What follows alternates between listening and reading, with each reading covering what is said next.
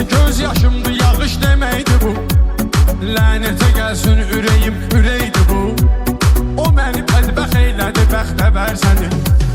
Lənətə gəlsin ürəyim, ürəkdir bu. O məni bədbəxt eylədi, bəxtəvər səni. Axşam özümü axtarıram səhər səni. Neyləyim ki sevmişəm bu qədər səni. Axşam özümü axtarıram səhər səni. Neyləyim ki sevmişəm bu qədər səni. Ətri gülümdən almaq istəməzdin heç.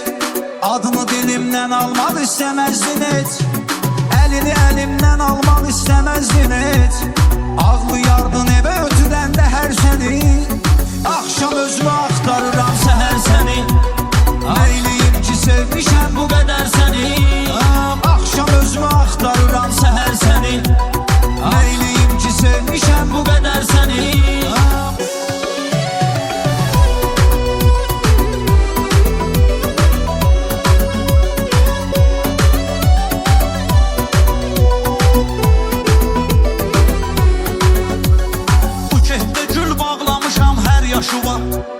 Gözlərə bax deyir ki pirgün qaşı var.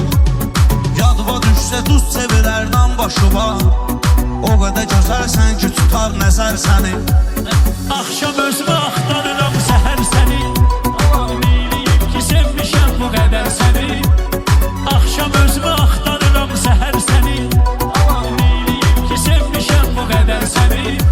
Ey unutmaq üçün mən nələr etmişəm. Xeyri yoxdur öz qəlbimi incitmişən. Qaçmaq üçün inan hər yana getmişəm.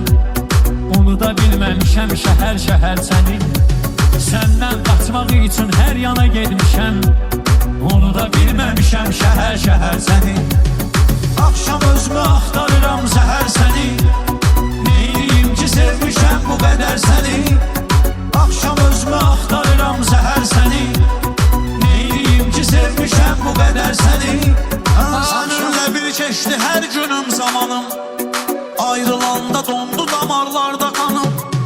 Sən olmasan yaşamağa yoxdur gümanım.